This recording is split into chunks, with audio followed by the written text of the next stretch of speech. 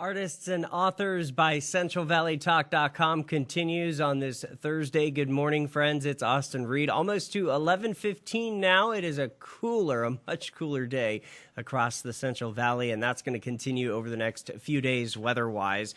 I am Austin Reed. Hit me up on Facebook, Instagram, Twitter, and TikTok. My next guest today is Brian Boroski. He is an artist and a scientist. That's a cool combo. Yeah, that's correct, Austin. And thanks for having me here today. I appreciate it. Absolutely. I got to show one picture right here. And this is absolutely beautiful. Tell us what this is. That's a Hawaiian seascape. It's called After the Storm.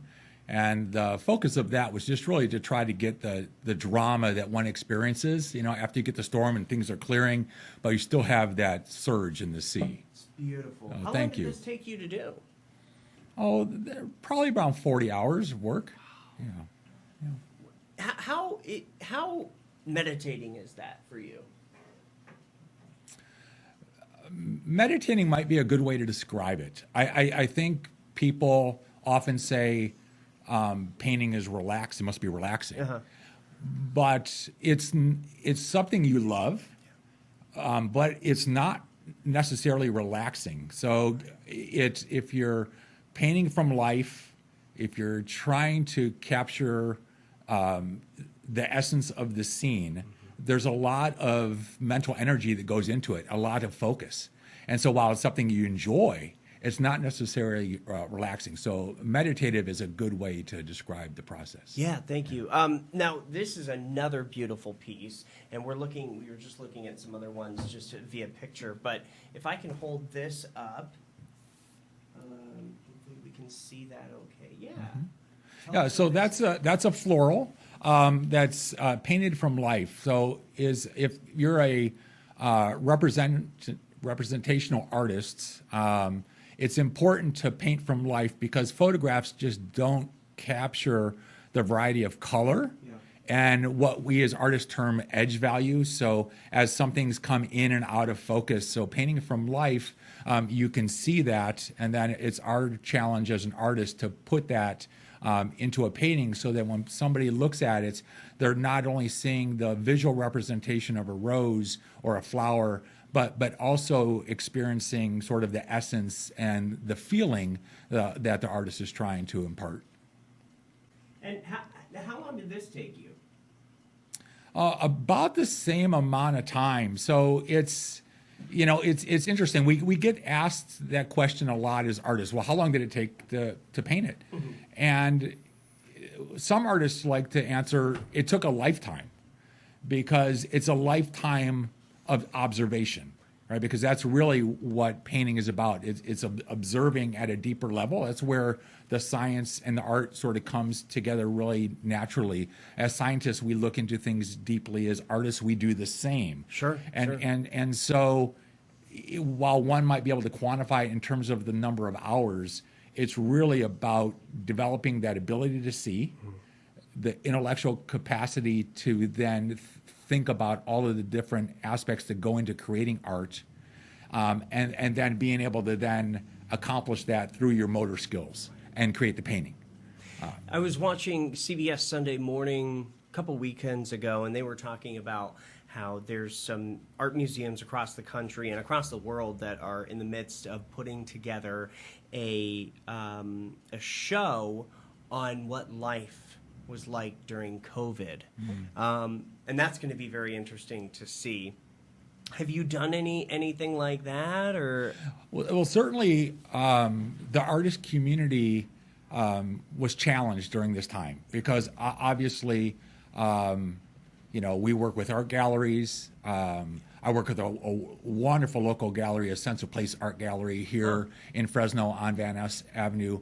And during that time when galleries were closed, they weren't considered essential, it was really difficult for galleries and artists. And so artists were trying to find ways to stay connected, to still support each other. And so we have a local artist group that we get together and paint often on Saturdays at the gallery. Okay. So it gives people an opportunity to come down and see us working in person. and engage with us, as artists to connect. And so during that time, we would have virtual sessions on Saturday Sure. where we would at least paint together and try to, maintain that connectedness.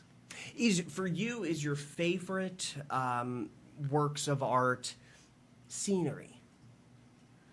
No, not necessarily. I think my favorites for me are art pieces that cause me to have an emotional response. So when I'm talking to others and they're looking at a piece, I'll ask them, how does it make you feel? Right? Not only does it look like what you think it might be, or is that a seascape? Is that a floral? What have you? But how does it make you feel? And so paintings that evoke a strong feeling in me, and I like positive feelings. I'm going to put them in my home. I want it to be uplifting and positive. Then those strike me the most. We're looking at some other pictures behind you right now. I'm not sure if you can see that. Yeah. But can you explain this one? It's got the candle. Right. So this one was really I painted with a friend of mine, another local artist who's a master artist, and I really wanted to challenge myself of painting this lit candle and getting that sense of the flame and then the warmth that it also imparts throughout the painting. Yeah. And so that is a still life that again was painted from life. We actually set that up on a table in front of us and then painted it directly. Beautiful. Thank you. I really like that one. Thank you. My favorite so far is that one and this one because Nice. I love the beach. Nice. Well, and that's one thing that's important is that we do get out. We'll take trips to the coast. Yeah. We'll take trips into the mountain and paint in what's called plein air, right? And so, and I think that makes it easier to get into that emotive mode because you're experiencing the landscape as you're painting it, right? And I think that translates into something that the viewer can experience. Now, obviously you've got your works online, but as we were talking about just before the break, there's nothing better than framing. Correct. And that really captures it. Right. I mean, I do got to show. Yeah. I'm thinking, am I going to buy this from you if it's for sale? Because I love this. Yeah. What part of Hawaii was this in? Off the Big Island. Oh, Yeah, okay. yeah, Wow. yeah. And you were there. Well, I wasn't when I painted that. Oh, okay. That was actually I've been to the Big Island. I've had the blessing of going on a number of occasions and experienced it. But that actually was based on a photograph taken from an artist friend of mine. Yeah.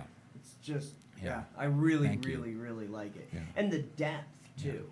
And one of the things that you can see and appreciate, I think it's the power of seeing a painting in person, is that you can actually see the brushstrokes. You can see the artist's hand. And I know with the paintings I have at my home, I enjoy seeing that aspect of the creation and being able to go back and look at it at other times and interact with the painting in different ways. Paintings have a way that they communicate, across the room, and you'll view it that way. But up close, when you can see how some of the colors were rendered or how some of the brushstrokes were applied, you have a different way of interacting with the painting, which I think can be powerful. How many years have you been painting now for? Well, I've been an artist all my life. My earliest memories were my mom oil painting and her setting me up with crayons and colored pencils alongside her. I love it. But really focused on mentoring with master artists probably for about the last 15 years. So you've got a lot of experience. Obviously, your work shows that. What advice would you have for young kids that are thinking, hey, I want to paint? I would say embrace it. Follow your passion, for sure. And look to resources. Come down to the gallery, engage with us. My artist friend and mentor, Daniel Keys, he is a master artist, and he works with the Scottsdale Artist School, and he puts on what's called the Palette Project, where they actually provide scholarships for young art students to come study with master artists in Scottsdale, and it's an incredible opportunity and something that I would encourage young artists to look into. Now, are you available for work? Meaning, can you commission a project? Or? Yeah, that's a possibility. Most of the work we do comes from our experiences in nature or with a particular setup, but that's always an option. Great. All right. Very good. And right now you can see a lot of your work at a Sense of Place art gallery. Correct. Yes. And it rotates. Okay. And so I would recommend coming to the gallery occasionally, because every few months we rotate the pieces through, and so it's always fresh. And then we have started having outdoor art fairs as well occasionally, and those are a really good opportunity, because in addition to framed pieces, we'll have unframed pieces as well, which don't have the added cost of framing, so those are reduced and available. We would love to have the owner of a Sense of Place art gallery on, so that if would you be could set that up. That'd be great. Wonderful. Yeah, Jenny Burdick is a phenomenal artist, and she owns and operates the gallery,